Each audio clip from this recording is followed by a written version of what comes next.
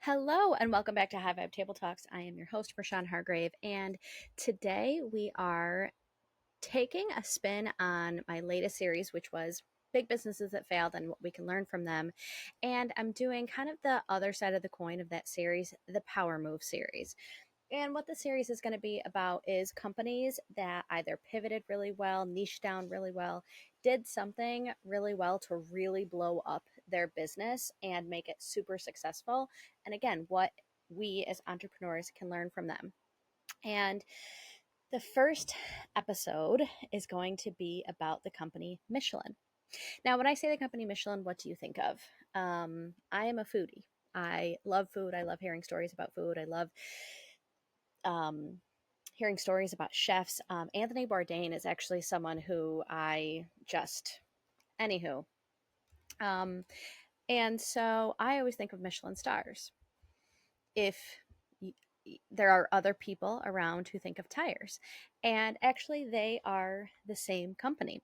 I was listening to a podcast where Gordon Ramsay was the guest and he was talking about this. And I just found, I can't remember if that's the first time I ever heard that they are the same company, but it really piqued my interest around them being the same company and how that came to be. Like Michelin star restaurants and tires being the same company just blew my mind. So today we're going to talk about the history of the company, how they branched off into the food industry, and how they have this brand around both of those things, and then what we can learn from that as entrepreneurs. So, in 1889, brothers Edouard and Andre Michelin were running a small rubbery factory in Clermont-Ferrand, France.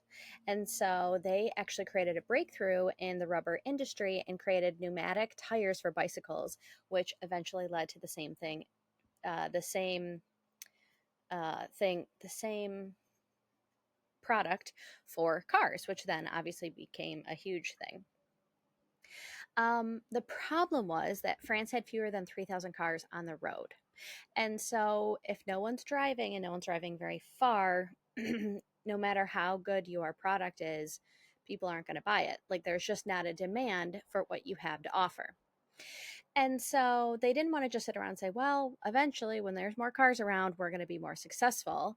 They had a really interesting question that they asked themselves, which was, how can we create more demand for our product? How can we inspire people to use our product more often? And so, I talk a lot in this podcast about the what that you have to offer. And so they didn't want to focus on the tire alone. They wanted to focus on the experience of driving. So, where do people drive? Why do people drive? How do people have the experience of getting from one place to another? And so they decided to create a Michelin guide, which was a free pocket sized booklet that gave the motorists a map, suggested road trips, fun places they could go, instructions for changing a tire, a list of mechanics and gas stations along each part of the route. And then there was a section that was dedicated to places to eat and sleep.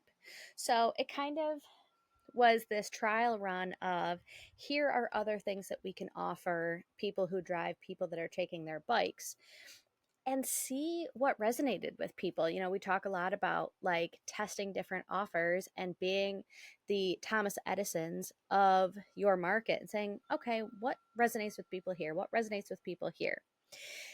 And they really started to notice that the restaurant section really was what was people were gravitating towards.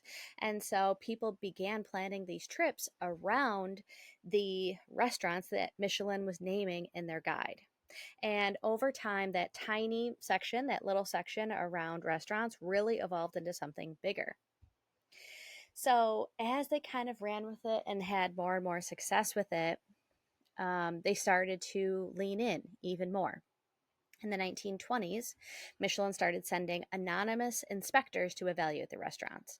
And so they would go in and, how is the service? How is the food? How is the ambiance? And they had a rating system for for each restaurant, and the people would go, and the restaurant wouldn't know. Um, they wouldn't find out until after the inspector paid for the meal themselves. And then in 1926 they began awarding stars. And so based on this anonymous inspector's experience in your restaurant, you received stars. Today that is probably the most prestigious culinary ranking in the world. Chefs dream of earning a star. Gordon Ramsay, on the episode he was talking, I think he has 22 total stars.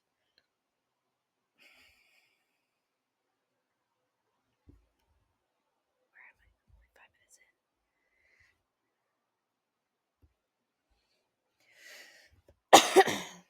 And it's just really interesting how this company, who is one of the most renowned tire companies in the industry, is also the highest renowned um, uh, culinary rankings companies in the world. Another fun fact is that it's not just about, like, most of the Michelin star restaurants that you go to are this like high end dining experience. You know, you have to make reservations months in advance, they cost hundreds and hundreds of dollars.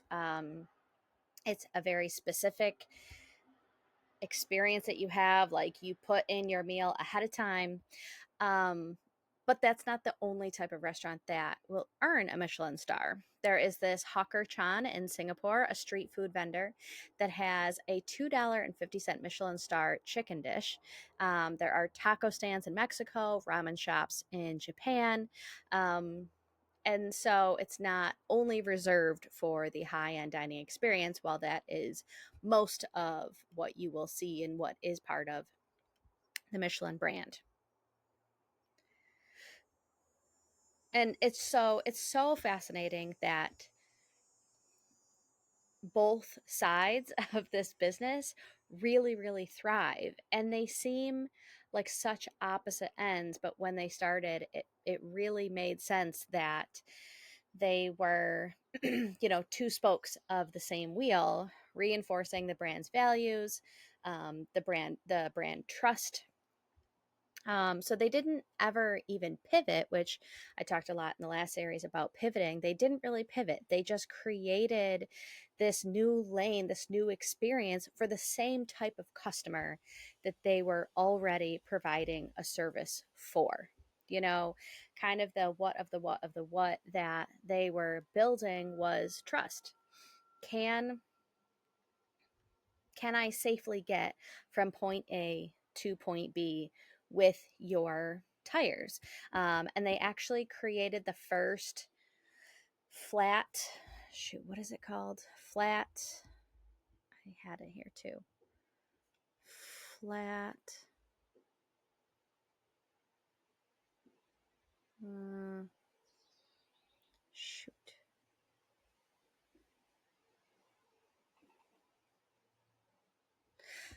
They actually created the first run flat tire, which allows you to drive up to 50 miles after a puncture. So even if you get a flat tire, let's say you run over a nail or a shard glass, whatever, you can still go 50 miles, which um, is really important when you're getting from point A to point B. And then they built this trust of, like, once you are there, you are going to have a really high level experience of eating when you end up at this restaurant. So it's like the trust that your experience is going to be as high level as possible when you go with our brand.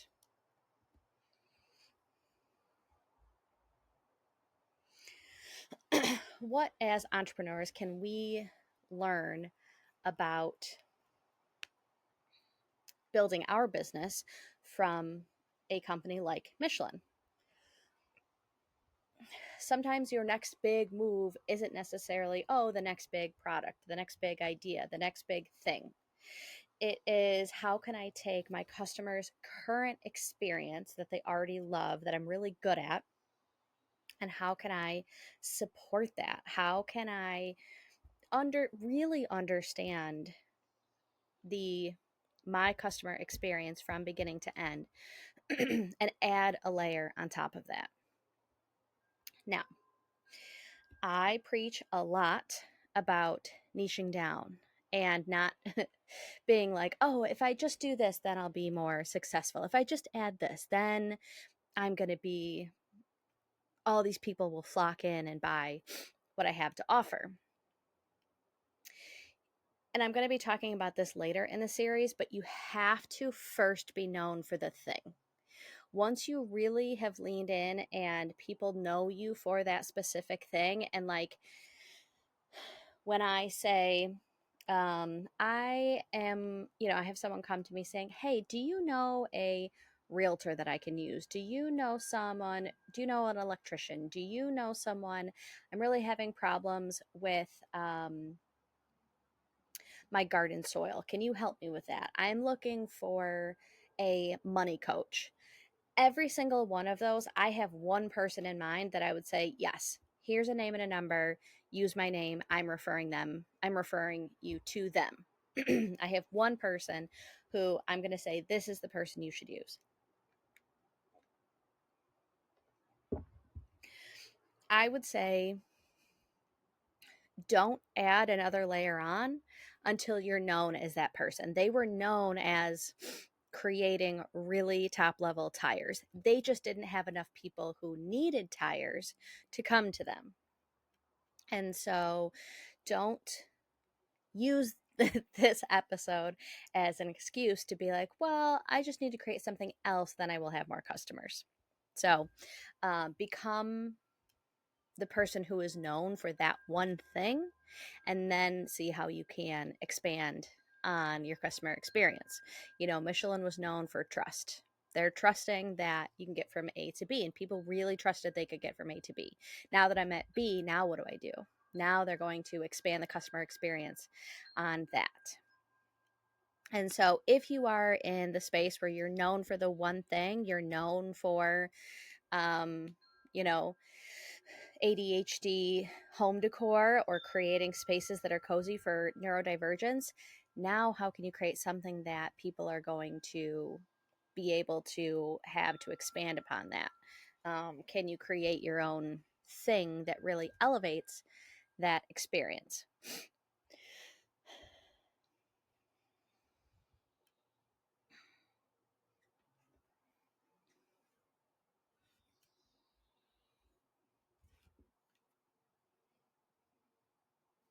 I did want to add one more interesting anecdote that I learned while reading about chefs earning their Michelin star. And stars are reevaluated year after year. So I said that Gordon Ramsay has 22 total stars. He currently has 8 because he had restaurants that had Michelin stars, and either the restaurant closed, they lost their stars, whatever it was. So the restaurants he currently runs or owns have 8, but in total he has received 22. Some chefs have actually publicly returned their stars due to the pressure of maintaining them. There was Sebastian Bras in 2017 who returned his. And some of that is just due to the pressure that you now have to show up at that level. Like Michelin stars are at a certain level of, service ambiance. As I said, like there's all these things that they're rated on. And so, as the relaxed entrepreneur, as the cozy CEO, as someone who wants you to build a business that supports your lifestyle, not the other way around, remember that. There are these chefs who devote their careers to having a Michelin star, and then they get one and they're like, this is not what I thought it would be. And so, A, it's okay to pivot. It's okay to return your star because it's not what you thought it would be. And B, like if that is what you're looking to achieve, just remember that this is about your business supporting your lifestyle? What do you want your day to day to look like? Um, and I will say that with, I'm working through the artist way right now. And in one of the things it talks about like what other lifestyles would you what other lives would you want to have? That was one of the prompts. And so it's like think about like all the other things that you could do and come up with 5 other lives that you could have. And I love cooking. I love learning about cooking. I love cooking for people. I love breaking bread over a table of like fresh food that I just made. It is definitely part of my love language. Um, but I would never like want to go back to culinary school and work in a restaurant because the lifestyle of owning and running or even working in a restaurant, if you've seen The Bear, is very intense. It's very high level, a lot of burnout. It's very aggressive. It's just all of these things that like, yes, I love providing food for people that I care about. And I love people eating food that I made and like being like, oh, it is so good. That is so important to me. But the other side of that same coin when it comes to owning a restaurant is something that a position I would never want to be in. That being said, like I have farm to table dinners at my house every year where like I take food from my garden and like, I don't have cows and make my own cheese, but all the vegetables that I use, I grow from my garden. And then I have some close friends come over and I make like a, 4 or 5 course meal with appetizers and courses. And then we eat and we talk and we laugh and we drink wine. And it fills that part of my cup. And so I know that about myself. I know that like I could never be coaching my daughter's teams if I worked in a restaurant. I would miss a lot of her games if I worked in a restaurant. My husband and I would be even more 2 ships passing in the night if I worked in a restaurant. And so if at one point you think like, oh, I would love to work in or run a Michelin star restaurant, and then that is an incredible goal to have. And then if you reach that and realize that what you have to, what's the word? Uh, shoot. The trade offs that I have to have in order to get that are not what I realized or thought, that's okay. That doesn't make that dream any less worthy or your time spent doing it less important. As I said before, like when I worked in the Pilates studio, um, checked a lot of boxes that I really thought that were perfect for my lifestyle and what I was building. And then I got there and was like, oh, this is draining my soul so much, not because of the people, just because of the demands of the job that were somewhat invisible before I experienced them. And I think the same thing can be said for um, things like working in a restaurant, things like having a Michelin star, things that you think are going to be this barometer of, am I successful? And if you hit that and then realize that like this was not made for me, that is okay. That is very valid. And this is your lifestyle and you get to do whatever way you want to do it. I will wrap up the episode here. Speaking of building businesses the way that you want to, this is my podcast, so I'm going to do it the way that I want. And typically for most of the year, I do solo episode, guest episode, solo episode, guest episode. And that's how I rotate back and forth. For the month of July, lacrosse season was very busy. I want to take time during the summer to like be able to just drop whatever I'm doing and go to the pool, go to the beach, go on a road trip, go whatever. My daughter created a bucket list. And so I'm trying to make sure that like each week we carve out time to do something on that bucket list, big or small. She had Disney World on there. Sorry, lady, not happening. But, she wants to go to the planetarium. Let's do that on a Tuesday afternoon. So I am batch recording a lot of my episodes. I don't have any guest episodes recorded at the moment. So for the next few weeks ish, They are all going to be solo episodes. I'm going to continue to go with this series around um, power moves and how companies really made power moves to create more success, sustain success.